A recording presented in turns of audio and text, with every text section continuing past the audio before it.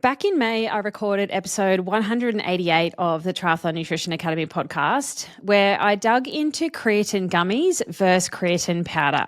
We talked about the pros and cons of both forms and how gummies look tasty and are super convenient, but independent testing around that time showed that many brands didn't actually contain the amount of creatine that they said they did on the label. Some had virtually no creatine in them whatsoever. Now, that episode is definitely worth a listen if you haven't heard it yet, just for some context and some background to this episode. So jump back to episode 188 first and then come back and listen to this episode now, because the story hasn't stopped there. Since then, more independent testing has come out, and I want to give you a bit of an update and talk you through some of those results. Some brands have delivered as promised, but others are still absolute shockers when it comes to creatine content. But the good news is, since then, I've also come across a brand in Australia and some other brands that are taking that transparency seriously and are batch testing their gummies in local labs to confirm creatine content of their product. So today I wanted to take a look at the latest data of that independent testing of creatine gummies, which brands to definitely avoid at this moment in time, and how the industry might finally be starting to shift in the right direction. Creatine marketing is everywhere. It is in the news. It's all across social media, and it's turning up in more and more mainstream formats than ever before. It's really just having a moment. Just last month, the ABC ran a story by Paige Cockburn highlighting the surging creatine popularity. It's no longer just this niche supplement for bodybuilders. Everyone from everyday athletes, gym goers, and even busy mums are being targeted with flashy marketing. But as that article pointed out, the evidence does sit firmly with good old-fashioned creatine monohydrate powder. Everything else, from fancy blends, including creatine gummies, really needs to be viewed with a very skeptical eye before you're going to take something like that. Now, before we dive into the latest independent testing when it comes to creatine gummies, I just wanted to quickly cover some creatine basics, especially if you're new here, or if you haven't listened to episode 188 of the Triathlon Nutrition Academy podcast yet. So what is creatine? Creatine is a compound that comes from 3 amino acids that's naturally found in our muscles and our brain, and it helps to regenerate ATP, so the energy currency that our body uses,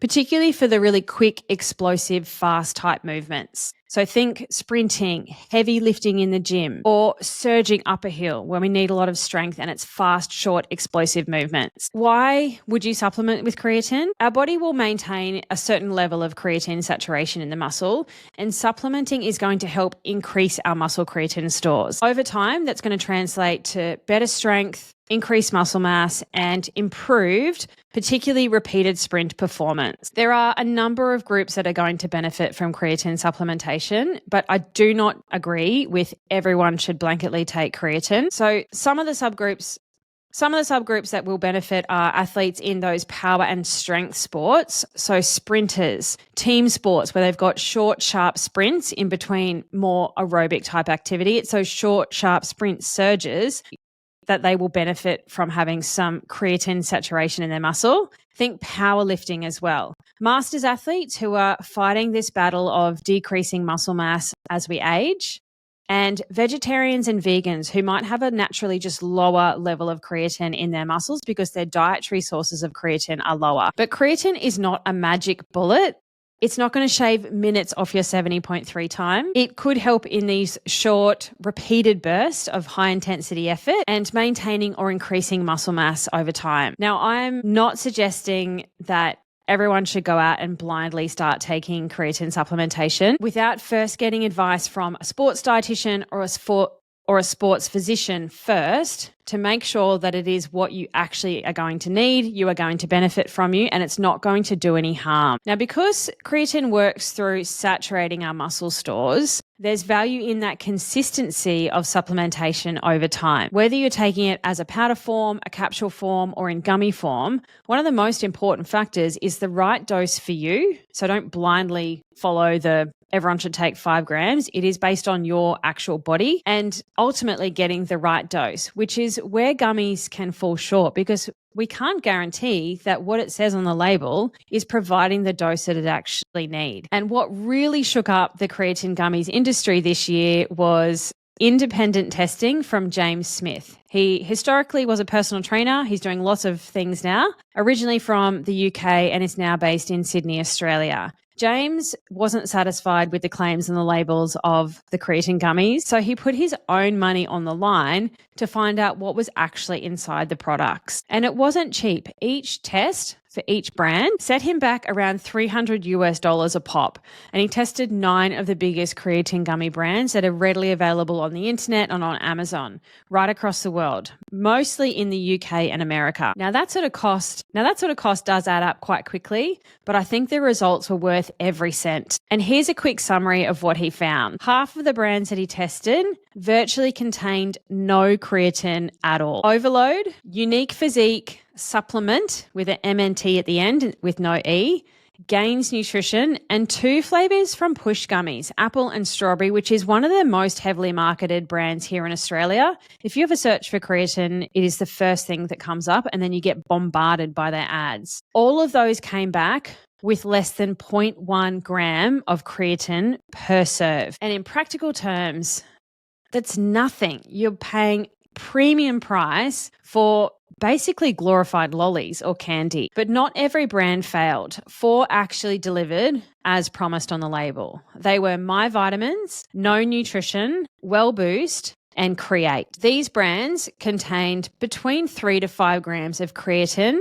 per serve. So close to what is actually stated on the label. It wasn't exact per the label, but it was close. If you want to look at those independent tests yourself, I can link them in the show notes for you because he shared them publicly. I downloaded them myself and had a look for myself. So the takeaway from James's testing was super clear that the creatine gummies market is still just a mixed bag, pun intended. You might be buying a reliable product, one that has the right amount of creatine as per the label, or you could be getting a product that is just basically expensive candy. And unless there is independent testing in a lab, it's hard for you as the consumer to know if the product is right or not. It is honestly the Wild West out there. Now, after hearing all of that, you'd be forgiven in thinking that creatine gummies are a total write-off for now, and I would probably agree, but there is some good news. Some good news are signs that the industry is starting to clean itself up, which is great. It just took one guy with huge balls to call out all these companies to make them start to change, which I'm all for.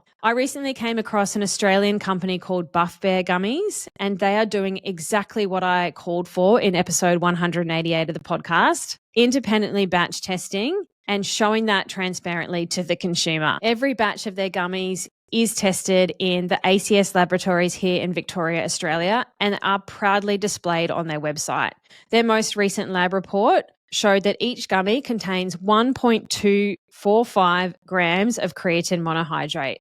So that means if you take, 3, 4, 5, or whatever dose you need for you, you'll be getting what you need. And it's really easy to calculate and work out with that transparency. Now, this is a huge step forwards in the creatine gummy space. And instead of just slapping a label on a product and hoping that consumers won't ask questions, which I hope that listening to this podcast, you're not one of those type of people anymore, Buff Bear is actually backing their claims with real data. And they're doing it all in Australian labs as well, not overseas and outsourcing, which I think is really important. Now, to me, this is exactly how supplement companies should be operating. They need to be transparent, they need to be accountable, and they need to give you as the athlete, as the consumer, confidence that what is on the label is what is actually in the product. It's not rocket science, but it's crazy that this is not already happening. Now, before you go out and actually buy a tub of creatine gummies, I do want to give you a few little simple ways to spot whether a gummy might actually contain creatine or if it's just a lolly dressed up as a supplement. Tip number 1 is to actually look at the appearance of the thing. So real creatine doesn't dissolve perfectly when it's turned into a gummy. It tends to recrystallize as the gummy sets, leaving the product in the mold slightly cloudy and with a bit of a grainy texture. So if your gummy looks completely transparent, it's glassy, maybe it's glossy, then that is a huge red flag that it doesn't contain much, if any, creatine at all. Tip number 2 is to feel that texture when you bite into it. A proper creatine gummy will often have a slightly grainy bite, again, because of that recrystallization. If it chews like just a normal lolly or candy, then I would definitely be suspicious. And tip number 3, which I think is the most important factor, look for transparent lab testing that's not been faked. Make sure if there's a QR code on there, it hasn't been scrubbed out. Any brand that is worth you handing over your hard-earned cash for should be publishing those certificates of analysis or third-party batch testing per each batch as well. That's really important. You want to have a look at the batch number and have a look at the batch number of what is on offer for sale, front and center on their website at that place of purchase. If you don't have those lab results with a clear, transparent indication of their creatine content, then I would have no confidence in purchasing that, knowing that you're taking it to get your right dose. So follow those 3 tips and that will help you avoid some of the really obvious fakes that are out there on the shelf, and there are plenty. So where does that leave us? Firstly, creatine is still one of the most researched supplements out there, and it is beneficial for some subgroups of the population, but not all. And it's only going to be effective if you're taking the right dose for you consistently and actually getting what you pay for. And that is a big problem with creatine gummies right now. Half of the brands that are being tested have little to no creatine content in them. So a massive thanks to James for putting his own money on the line to do this, to call out the BS, because without that independent testing, we would still be fumbling around in the dark. But on the flip side, we are starting to see change, which is what I wanted to highlight today. And I think it's really important that we are seeing progress. Buff Bear Gummies here in Australia is one company. And if you have a look at James' reporting of those brands that I said earlier that did have the right amount, they are starting to see that shift and change too. And they are leading the way with this independent batch testing, showing their gummies do contain creatine. And that's the kind of transparency and accountability that this industry needs. So remember, if you are considering gummies,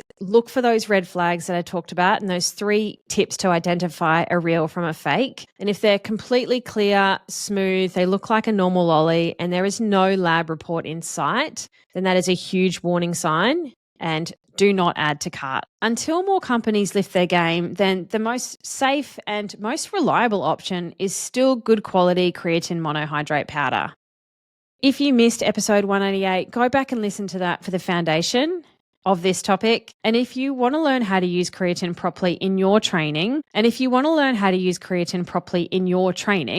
know exactly how much for you, when to have it and how to take it, and even whether it's the right thing for you where you're at, then that is something I teach my athletes inside the Triathlon Nutrition Academy program. You can learn more about that at dietitianapproved.com/academy. Thanks for tuning in today. I hope you found this helpful. Please share it with a training buddy or anyone you know that is taking creatine gummies. And let's start to be a little bit more critical around the types of things that we put in our body and spend our hard-earned cash on. If you haven't already, hit subscribe on the podcast so you never miss my weekly dose of evidence-based sports nutrition, and go and follow along on YouTube as well. I'll see you next week.